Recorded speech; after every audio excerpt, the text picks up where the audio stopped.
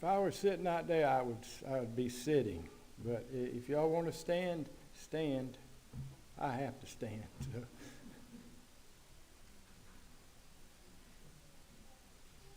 Okay. Give me a little help this morning, okay?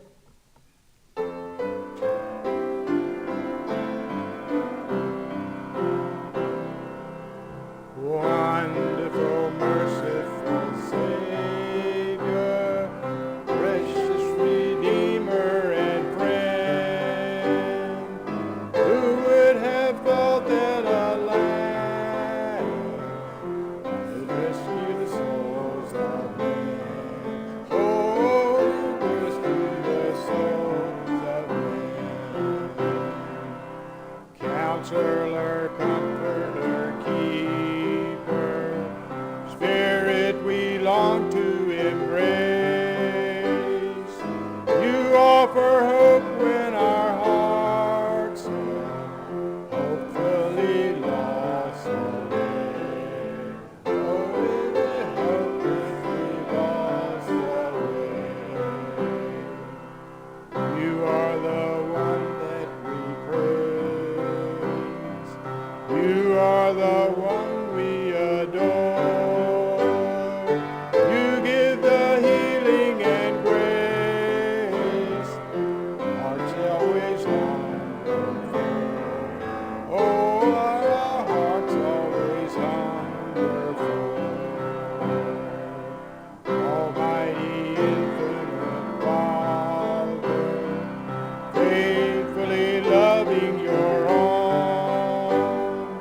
Here in our weakness you find us, falling before your throne. Oh, you're falling before your throne. You are the one that we praise. You are the one we adore. You gave the healing and grace. Our hearts always hunger for. Oh, how our hearts always hunger for. Okay, Alan. Good morning. Morning. Glad to see everyone here this morning. Our verses for today come from Matthew chapter 22, verses 37 to 39. It says, Jesus said to him, "You shall love the Lord your God with all your heart and with all your soul and with all your mind. This is the first and greatest commandment, and the second is like it. You shall love your neighbor as yourself." You know, we've been reading verses that correspond to love all month, and I saw this one yesterday, and I thought a lot about this one. You know, it's easy to love yourself. That's natural. But to love other people, that's hard. Because we're not always altogether lovely at times. But it's interesting, that follows right in there with loving God. If we love God with all our heart, with all our soul, and with all our mind, like we're commanded to, then it should become a natural thing, a natural response to love others, love our neighbor as ourselves. So I hope that's a blessing to you this morning. Our mission of the month, continue to remember Jim and Jean Gillette, missionaries to Ireland. Continue to remember our local mission, CEF and the rescue mission. Continue to remember our sick. Remember Louise Schwartz and Eddie as he looks after her. Ricky and his health. Jean Lee and her back pain. Mary Jane as she's preparing to have surgery on her knee, have her knee replaced tomorrow. So pray for her. Pray for Mike and David as they nurse her back to health. Well, it's kind of a mutual looking after each other. So pray for them as they go through this. And then remember Rich Bushhorn and Bill Wilson with their Parkinson's. Remember Bonnie Van Houten and her health. William Smith and Billy Hamilton in nursing homes. Continue to remember those with cancer or recovering from cancer. Mike Bradley, recovering from cancer. John McClamrock with his bladder cancer. And then remember Flicka Johnson, her pancreatic cancer.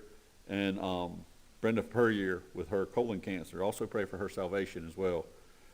Continue to remember our widows, Louise Robert, Charlotte Hall, Barbara Bird, David Bird, Nancy Perry, and Francis Couch. Then remember our military, George Flythe, Margaret Bundenson, Ethan Pancook, and EB5 Pancook in the Army. In the Marine Corps, there's Juan and Giselle Villafuerte. and Giselle's still in Africa. I think she's supposed to be coming home 1st of April, so pray for her as she's over there. Upcoming events, continue to remember the kids on Wednesday night. The next time we'll have them is March the 8th. That's not this week, but next week. And then the youth rally coming up, so pray for the young people. Youth rally coming up April 21st and 22nd at Northridge with Dr. Tony Martin from Ontario, Canada. Today we have our brother Steve Weisbecker with us. It's good to have him and his family here. And next Sunday, Lord willing, I'll be speaking. We'll try it again. I got sick the last 2 times I was supposed to speak, so. But good Lord willing, we'll be speaking next Sunday. I'm going to ask Tony Prince if he'd lead us in the Lord in prayer. We thank you for another day of grace, another day we can come and freely meet in this country. Another day we can proclaim the truth of your word. Our Father, we pray for our brothers who stand before us and speak those things that you laid on his heart. May it, by your Spirit, apply to each heart individually here. We might go away from here more Christ-like, those that believe, and if there be those in the midst that have not trusted you yet as Savior, that this would be a message that would convict them of their sins, so Father, and the Spirit might apply that, and that they might see their need of a Savior, and that he's been provided in the Lord Jesus Christ.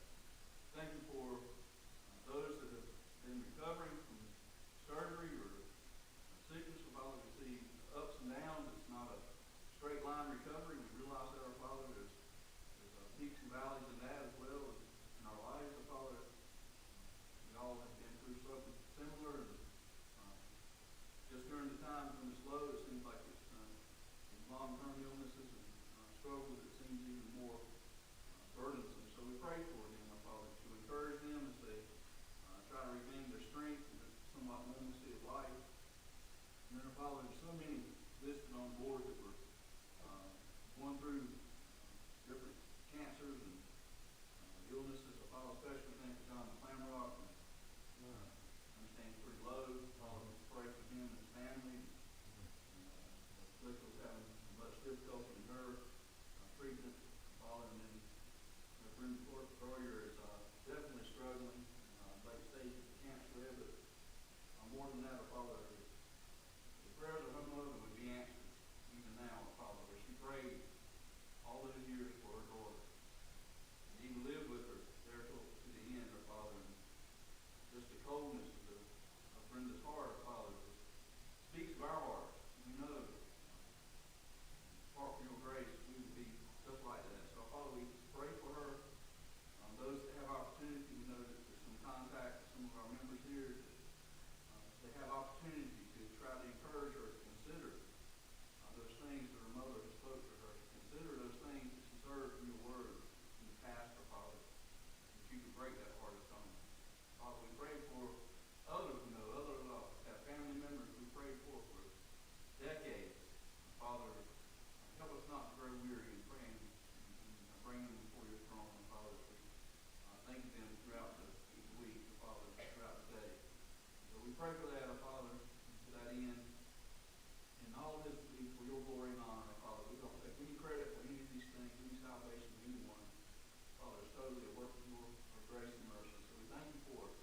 For that great love you had for us while we were yet sinners, our Father. You sent your Son, and he died for our sins there on that cross. And, all that we do and grow to become Christ-like is rooted in that finished work at the cross. So we thank you for it, Father. We look forward to the next few minutes under the sound of your word. In Christ's name, amen.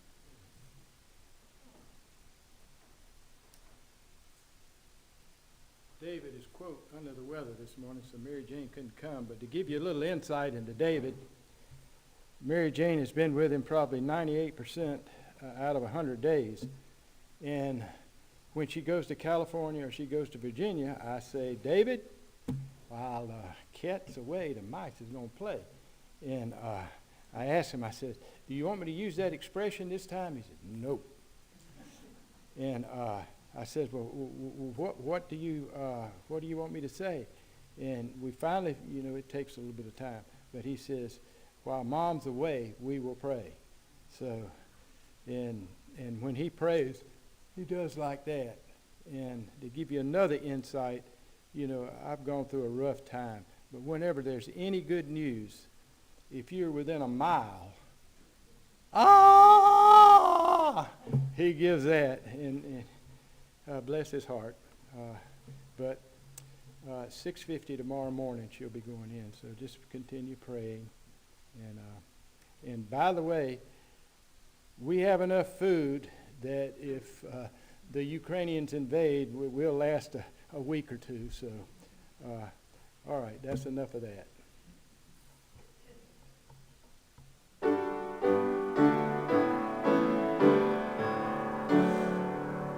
Crown him with many crowns, the Lamb upon his throne. Hark how the heavenly anthem drowns all music but its own. Wake my soul and sing of him who died for thee, and hail him as thy matchless King through all eternity. Crown him the Lord of love, behold his hands and side, which wounds yet visible above, in beauty glorified. No angel in the sky can fully bear that sight, but downward bends his wondering eye at mystery so bright. Crown him the Lord of light, who triumphed o'er the grave, who rose victorious in the strife for those he came to save. His glories now we sing, who died and rose on high, who him in the life and victory. Crown him the Lord of heaven, one with the Father known, one with the Spirit through him given, from yonder glorious throne. To thee be endless praise, for thou for us hast died. Be thou, O Lord, through endless days, adored and magnified.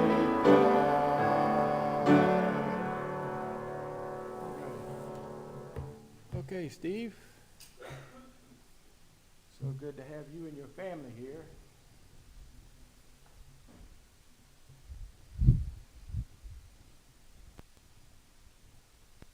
Good morning. Thank you very much for the invite. It's an honor. It's a privilege. I want to get something out of the way before we start.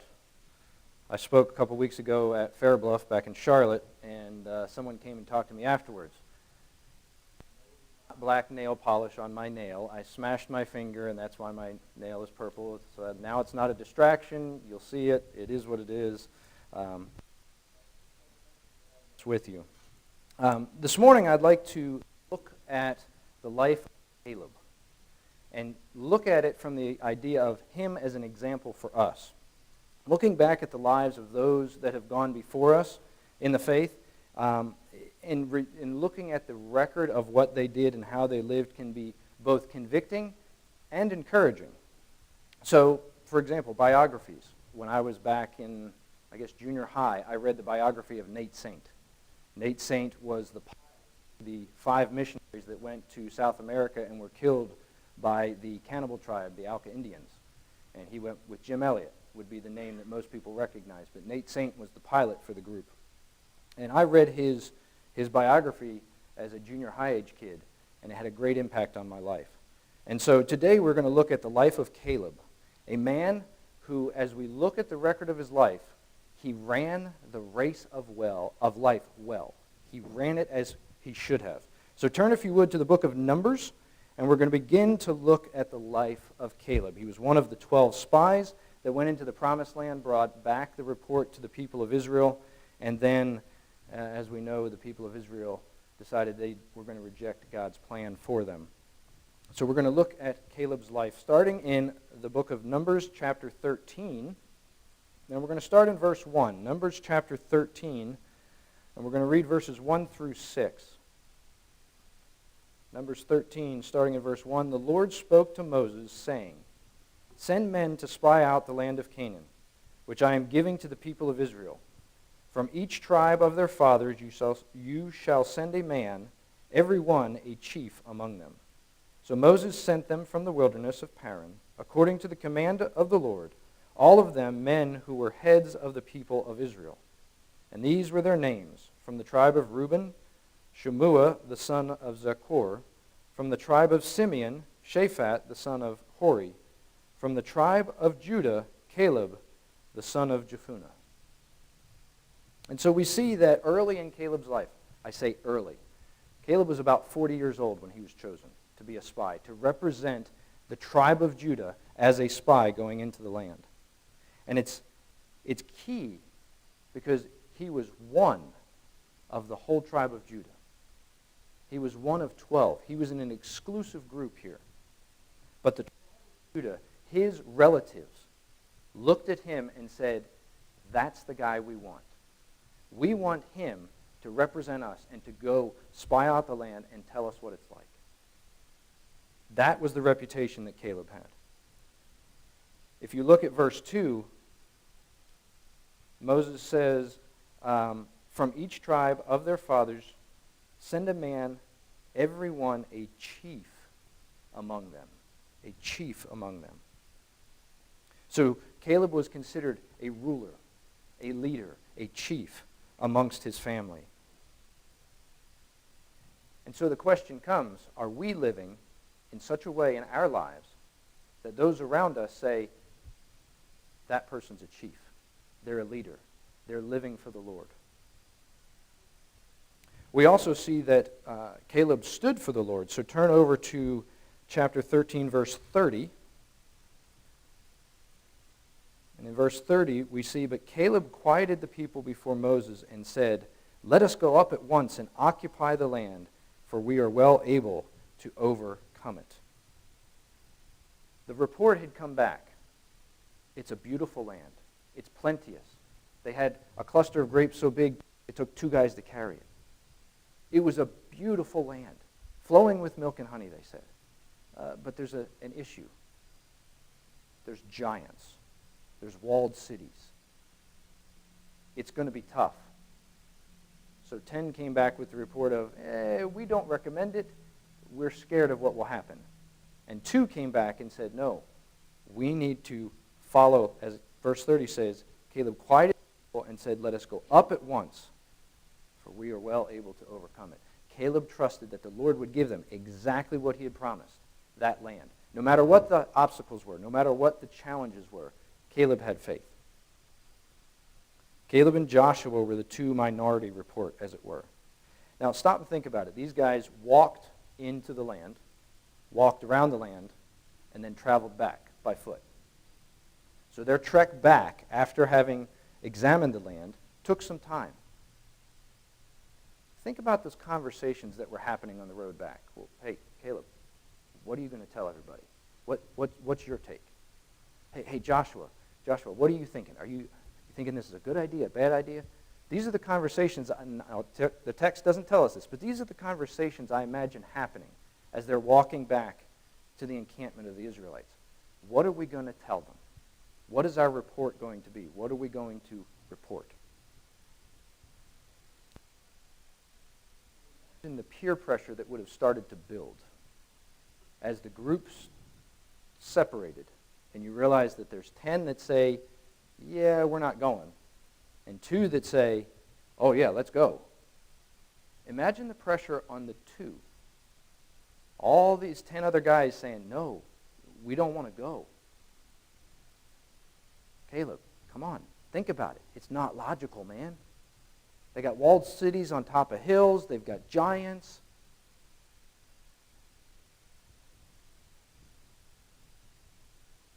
But Caleb is the first that pops up after the negative report from the 10. He's the first one that pops up and says, no, we need to go. The Lord has promised it. We need to do it. Caleb, I about guarantee you, knew that the other 10 were going to say what they were going to say. And yet he still took a stand for the Lord and for what was right. He couldn't sit back and say when something that was wrong was about to happen. And so Caleb with Joshua make a very clear statement of trust in the Lord and his ability. So turn, if you would, to Numbers chapter 14. Numbers chapter 14, verses 6 through 9. And we'll see what Caleb and Joshua have to say about this report. Verse 6, And Joshua the son of Nun and Caleb the son of Jephunneh, who were among those who had spied out the land, tore their clothes and said to all the congregation of the people of Israel, The land which we passed through to spy out is an exceedingly good land. If the Lord delights in us, he will bring us into this land and give it to us, a land that flows with milk and honey. Only do not rebel against the Lord, and do not fear the people of the land, for they are bread for us. Their protection is removed from them. The Lord is with us. Do not fear them. Now, we don't have this practice of tearing our clothes when something is very serious or extremely emotional. But back in the day, that was a way to communicate to everybody around you just how serious you were about what was going on. And so you see that Caleb and Joshua tear their clothes and go, no, don't listen to these guys. We've got to go. Don't rebel against the Lord. He's given it to us. He's promised it to us. Let's go forward. And that's how serious Caleb was in his response. And he trusted more in the Lord and his power than anything he had seen in all of his reconnaissance. It didn't matter to him what was in the land, who was in the land, and what kind of defenses they had. The Lord had promised it, and he was going to do it. And he's very, very firm. If you look at verse 10, we see how serious he was. Then all the congregation said to stone them with stones. The whole congregation says, Caleb and Joshua need to go. Let's kill them. And Caleb is still standing for the Lord in the midst of that. This demonstrates his willingness not only to take a stand, but regardless of the price that he was going to have to pay for it. And it reminds me of other examples. Think of Daniel's three friends. Daniel's another example, but his three friends, Shadrach, Meshach, and we all remember that story, right? That everybody is told to bow down to this idol that Nebuchadnezzar has built. When you hear the music play, everybody bows down. Well, these three guys don't. So you imagine this big ball field full of people, and they all bow down, and there's three guys standing up. It's kind of obvious, right? It kind of stands out. Nebuchadnezzar says, all right, I'm going to give you another chance. When you hear the music, bow down. And what do those guys say to Nebuchadnezzar? They go, look, King, you've given a command. We're not going to obey it. We're not. We're not going to follow it because God has told us not to bow down to anything but him. We understand there are consequences to that decision. We understand that those consequences could mean death. And even if God lets us die, that's okay. We're still going to obey him. So you can do whatever you want, King, but we're not going to listen. That's the kind of faith and stand that Caleb was taking. I mentioned in my introduction, I talked about Nate Saint and Jim Elliott and those other three missionaries that went with them. Those five guys took a stand for the Lord, went into a people group that was known to be murderous and violent, that had never been reached with the gospel, but they felt the Lord wanted them to go in there and do that. And they paid for that decision with their lives. And they did so willingly because they felt that that was what God wanted them to do. It was the right thing. So the question for us then becomes, Are we willing to take that kind of stand for the Lord, for what's right, regardless of what the consequences, even to the point of death? And yes, I know for most of us today here, we're not going to face death here in this country. We're going to face maybe exclusion or verbal attack. But we have to be willing to go as far as Caleb did. Now, what does the Lord have to say about Caleb? We've kind of seen what Caleb has done so far, but what does the Lord have to say about this man? Turn to Deuteronomy chapter 1, if you would. Deuteronomy chapter 1, verses 34, 36. And we'll see what the Lord has to say about Caleb.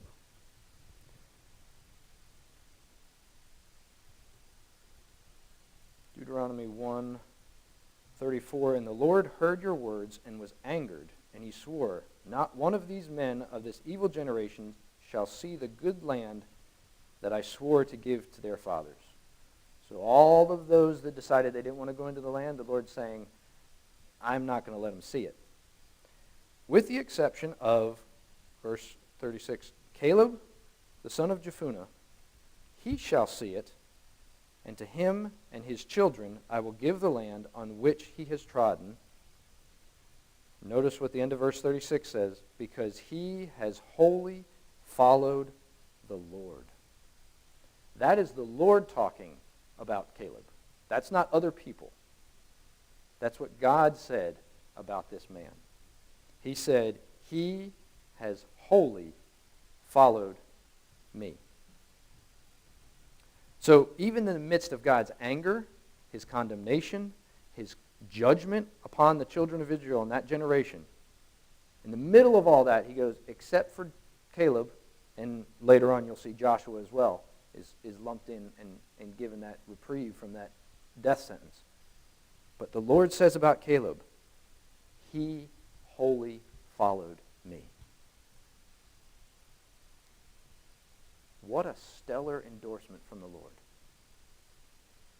To have the Lord say about me, about you, they wholly followed me. Numbers 14:24 says, but my servant Caleb, because he has a different spirit and has followed me fully, I will bring him into the land which he went, and his descendants shall possess it. God singled him out with this, mentioning his dedication and his spirit. He doesn't mention Joshua in the same way. Not to say that Joshua wasn't a good man, not to say that Joshua wasn't exemplary in the way he lived, in the way he served the Lord. You can look at other examples of Joshua's life. But this is something the Lord says specifically about Caleb. And what struck me about this is, remember who's talking. This is God, who is omniscient. He knows everything. He knows what was in Caleb's heart. I can't see what's in your heart. You can't see what's in mine.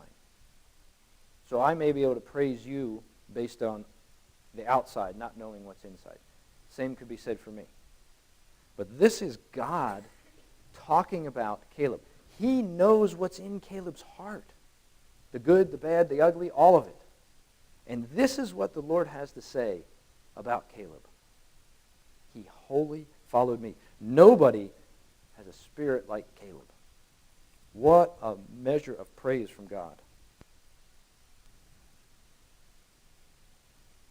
And the Lord makes this statement on one occasion about Caleb. In another passage in Numbers 32, verse 12, it says, none except Caleb and Joshua, the son of Nun, for they wholly followed the Lord. So this is kind of a theme where God is talking about Caleb repeatedly, saying, he wholly followed me.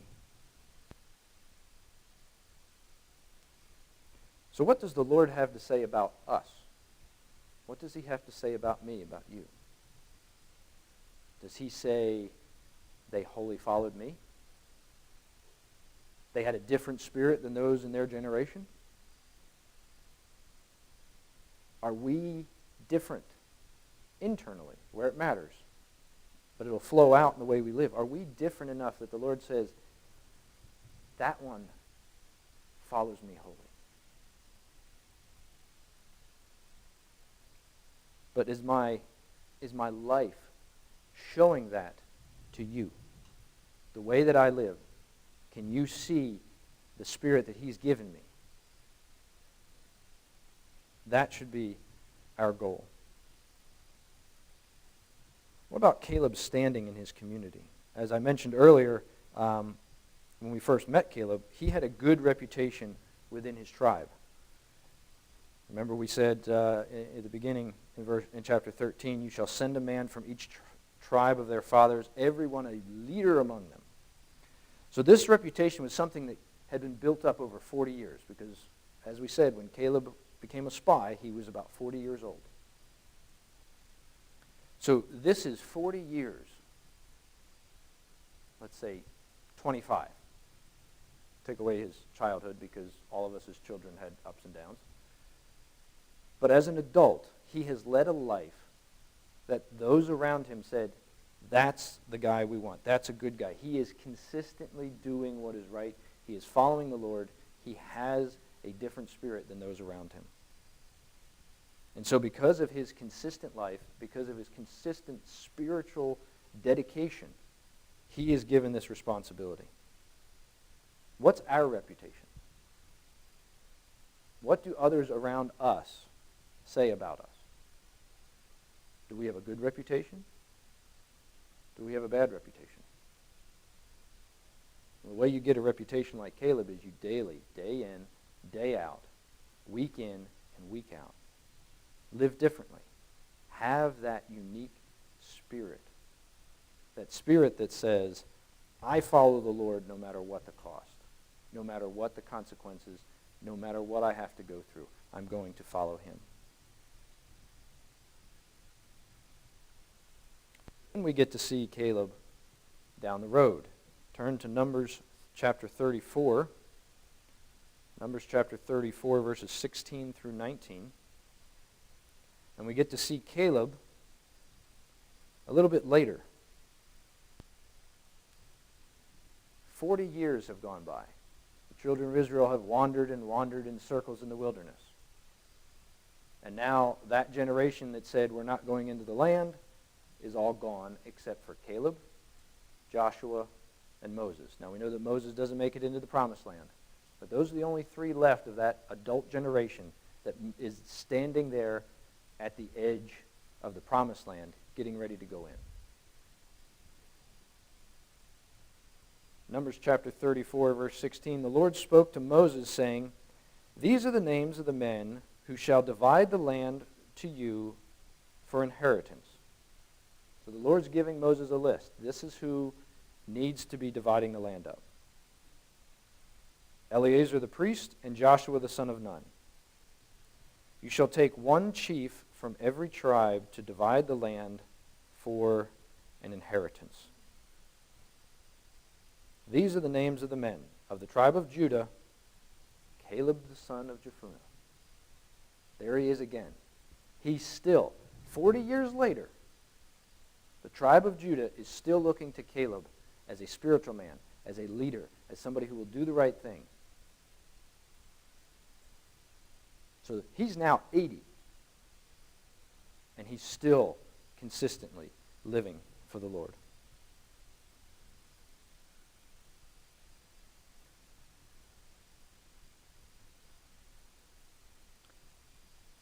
Caleb didn't retire from serving the Lord. He continued to serve the Lord, to serve his family, to serve his community. He lived that consistent life. If you count, let's say he started when he was 20, that's 60 years of consistent living. What a testimony. Think examples of that, right? I think of Billy Graham, right? Spent his adult life as an evangelist, preaching the gospel. For those that are involved with Mountaintop, Stan McKay spent pretty much his whole adult life dedicated to the ministry of Mountaintop. Those are the men that you can look at and go, okay, day in and out. Doesn't mean they don't make mistakes, but day in and day out, the trajectory of their lives, the pattern is they serve the Lord. They're dedicated to Him. They do what's right over and over and over again. And that's what Caleb did in his life. He's 80 years old, and he is chosen by his family, again, a second time. We need one representative for the tribe of Judah. We choose Caleb. I mean, think about that. You have a totally different generation of people, right? These are the kids, some who may not even been born yet, of those that chose him the first time around, and they're the same guy. How many times do you see that in our day where somebody 40 years later is still being chosen by the same group of people, right? Generations go by and change, and they pick different leaders. But in this situation, they still chose Caleb. Why? Because Caleb was different. He was dedicated, and he loved the Lord, and he lived for Him. In some ways, it's almost poetic justice, right? The children of the parents who chose him again later on. Not only did they choose him, but they were going to stone him the first time around when he came back with his report, right? They chose him, and then they're like, maybe we want to kill him. And their children and their grandchildren are saying, no, that's the man we want to lead us, Caleb. Turn to Joshua chapter 14, and we'll look at a continuation of what Caleb did and the way he served the Lord. Joshua chapter 14, starting in verse 6.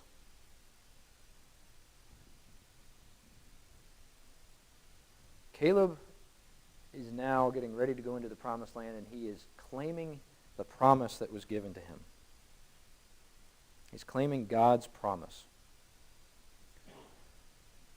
Joshua chapter 14, starting in verse 6, Then the people of Judah came to Joshua at Gilgal, and Caleb the son of Jephunneh the Kenizzite, said to him, You know what the Lord said to Moses, the man of God, in Kadesh Barnea concerning you and me. I was 40 years old when Moses, the servant of the Lord, sent me from Kadesh Barnea to spy out the land, and I brought him word again as it was in my heart. But my brothers who went up with me made the heart of the people melt. Yet I wholly followed the Lord my God. And Moses swore on that day, saying, Surely the land on which your foot has trodden shall be an inheritance for you and your children forever, because you have wholly followed the Lord your God. And now, behold, the Lord has kept me alive, just as he said, these 45 years. So Caleb is 85 at this point. And since that time, the Lord spoke this word to Moses while Israel walked in the wilderness. And now, behold, I am this day 85 years old. I am still as strong today as I was in the day that Moses sent me. My strength now is as my strength was then for war and for going out and for coming in. So now give me this hill country of which the Lord spoke on that day. For you heard on that day how the Anakim were there with great fortified cities. And it may be that the Lord will be with me, and I shall drive them out, just as the Lord said. Then Joshua blessed him, and he gave Hebron to Caleb, the son of Jephunneh, for an inheritance. Therefore Hebron became the inheritance of Caleb, the son of Jephunneh, the Kenizzite, to this day, because he wholly followed the Lord, the God of Israel. Now the name of Hebron formerly was Kiriath Arba. Arba was the greatest man among the Anakim, and the land had rest from war. Now the Anakim were basically giants, right? Goliath was in that lineage. He was a member of the family of Anak. But Caleb comes to Joshua and says, hey, time for the Lord to pay up. He made me a promise. I want what he promised. Give me the land that's mine. He's 85. He had to wait 45 years to see that promise even get close to being fulfilled. I don't know about any of you. I'm not that patient. To wait 45 years to see something happen. I mean, went, did he really promise that? That's what I would think. 20 years. I wouldn't even make 20. It would make 45 years of waiting on the Lord's promise.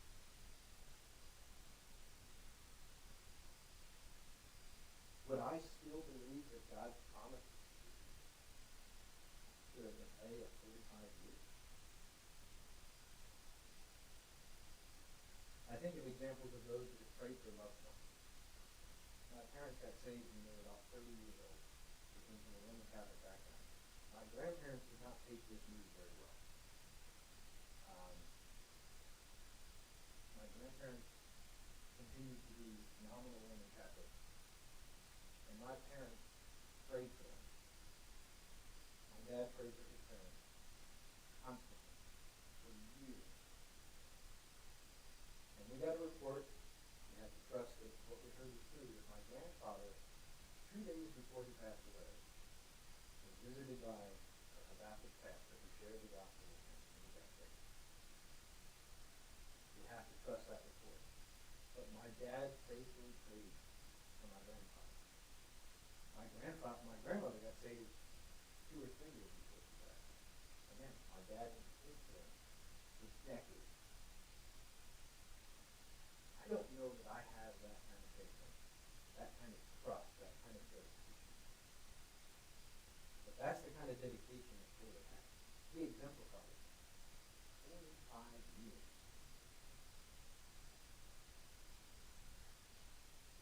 But because Caleb was faithful, God gave Caleb what was necessary for him to accomplish the task that he was given. So it seems, based upon a reading of the text, that God worked a miracle in Caleb's life. The fact that he was 85 years old and he could still fight like he was 40. He said, my strength is not weighted at all. I can do exactly what I did 45 years ago. That's amazing. God has promised us that when we follow him, do what he asks of us, he will give us the strength to accomplish that task. It is his task and his job, and he's asking us to do it. He'll give us the strength to do it. And look at Caleb. Spent 45 years wandering in the wilderness. And he's ready to go to war to exterminate these Canaanites to have the land that God promised him. Be fine. Notice, though, what it says in verse 12. Joshua 14, verse 12. So now give me this hill country of which the Lord spoke on that day that you heard how the Anakim were there with great fortified cities. So, militarily, the high ground is always better, right? If you can, the nest egg, shoot arrows from the enemy. So Caleb says, give me that hill country that God promised me. Now, not only is it hill country, so they've got the height, the advantage of elevation. They're fortified cities on top of the hills in this hill country. And then, thirdly, to make it even more interesting, there's giants who are living in those fortified cities on top of those hills in that hill country. I'm 85, let me out. That's Caleb. The Lord promised it to me, I'm going to get it. Now, I also think it's telling that he says, it may be that the Lord will be with me, and I shall drive him out, just as the Lord said. So he's saying, I don't know if it's going to happen, but he promised it to me, so if he's with me, I'm going to go get that hill country. So he's fighting uphill against a fortified position, armed or manned by giants. And he goes, at 85, let me out. That's the mentality Caleb had. Caleb knows that with God on his side, there is nothing that is impossible. doesn't matter how big they are, how high they are, how well fortified they are, how old he is, if the Lord wants him to do it, he will accomplish it. He will get it done.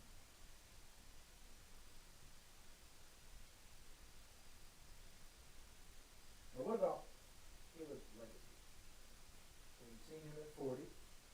We've seen him at 85. Did Caleb leave a legacy for those around him? Turn to Joshua chapter 15. Should be right there, next page. Joshua chapter 15, verses 16 and 17. So Caleb's getting ready to go into this hill country to take on these giants in their fortified cities. And in verse 16, Caleb said, "Whoever strikes Kiriath Sefer and captures it, to him I will give Achsah, my daughter, as wife." And Othniel, the son of Kenaz, the brother of Caleb, captured it. So Caleb's younger brother says, "That's an interesting challenge. I think I'll take you up on that. Caleb, I'll go take that too." He does. And then if you turn over to Judges chapter 1,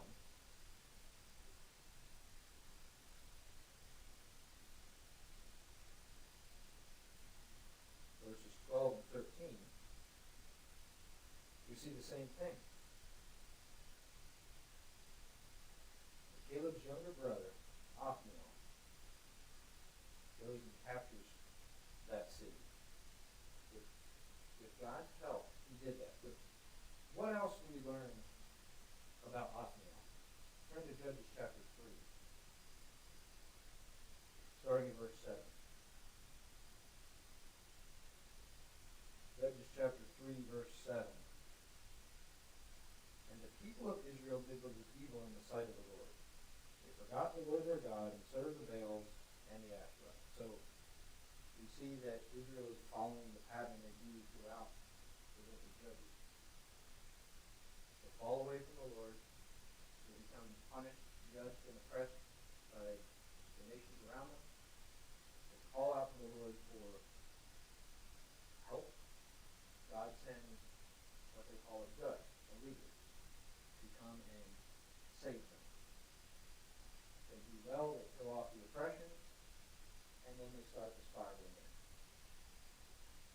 They have a little bit of good time following the Lord, and then they start to fall away, and then they end up in oppression, and then they call out to the Lord, He sends a judge, and they turn to the Lord, and they lift away from their oppressors, and then they go back and do the same thing. I don't know about you, but that sounds like my spiritual walk sometimes. It seems like I keep doing the same stupid things over and over and over again. I call out to the Lord. I ask for forgiveness. I confess my sins. I live for Him. And then I fall back into the same thing.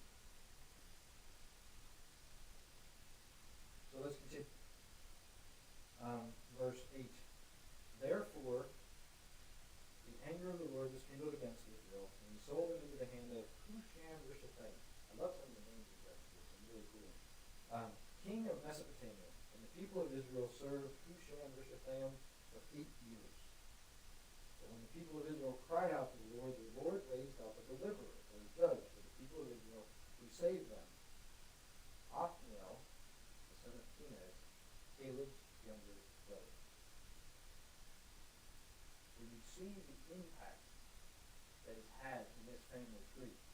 Verse 10, "The Spirit of the Lord was upon him, and he judged Israel. He went out to war, and the Lord gave Husham-Rishathaim, king of Mesopotamia, into his hand, and his hand prevailed over Husham-Rishathaim. So the land had rest 40 years. Then Othniel, the son of Kenaz, died."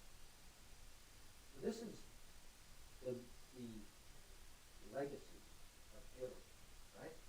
He was different. He had a different spirit. He served the Lord. His younger brother, some say it's a nephew. It's possible it's a nephew. Depends on how your translation reads. We know he's at least 40 years younger than Caleb because the whole generation was exterminated wandering in the wilderness. But Othniel looked up to Caleb, saw the example he lived, the way he lived, and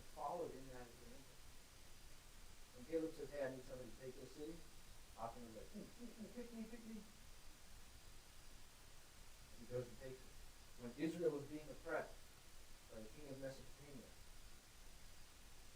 God chooses Othniel to be the one to go in and throw off the oppressor and lead the children of Israel back to the Lord.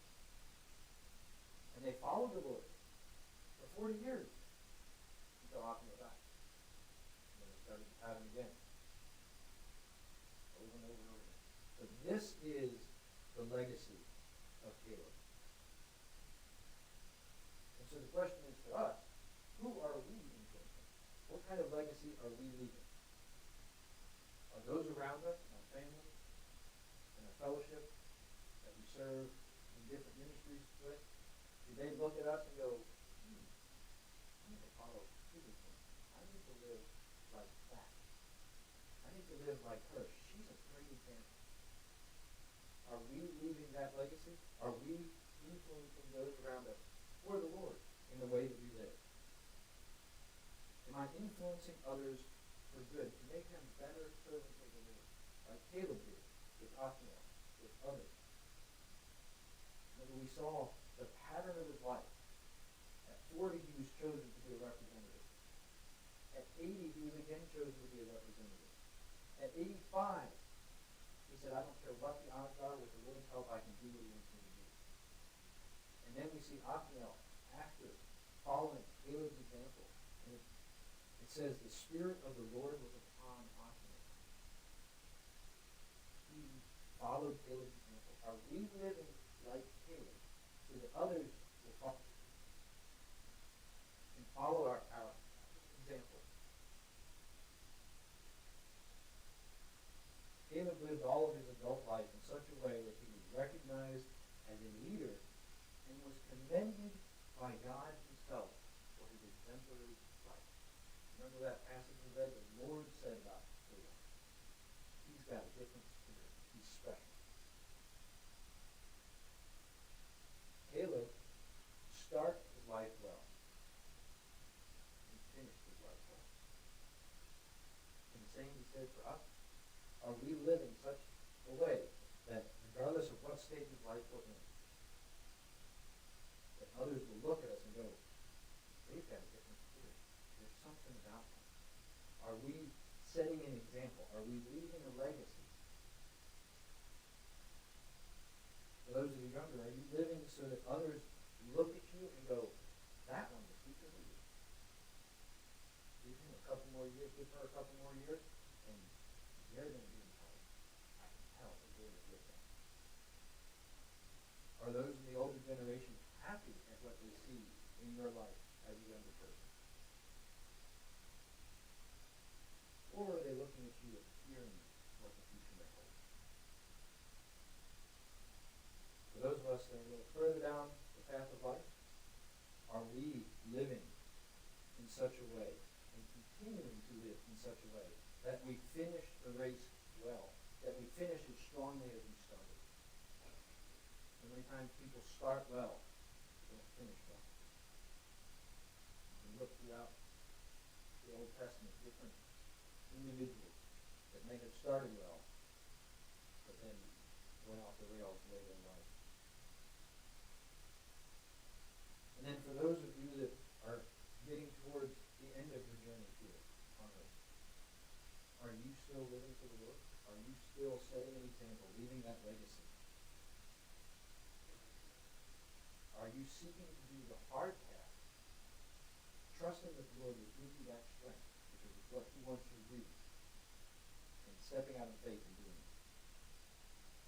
Trusting that he will provide the necessary strength and energy and time to accomplish the task for his glory. And so for all of us, what is the legacy that we are leaving? What do others have to say about us? Do they look at us and see a Caleb? Or do we fall into anonymity like the other 10 spies? What kind of legacy, what kind of life are we living? Let's pray. Father, we come before you. We thank you for your word.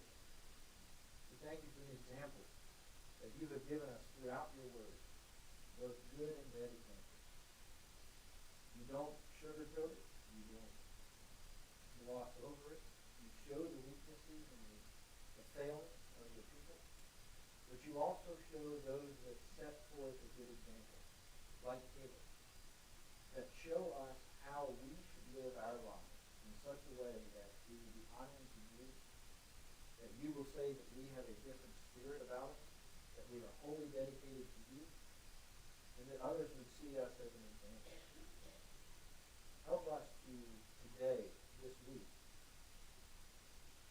make a new commitment to you, to live honoring you in all that we say and do. No matter what stage of life we're in, no matter what things we may be facing. You've brought these things into our lives for a reason, for a purpose. You'll give us the strength to overcome whatever challenges you may bring. And you have great things in store for us.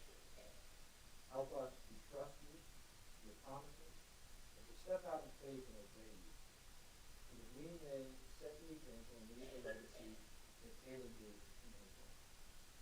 That others would say, there is a leader, there is someone who chose to live.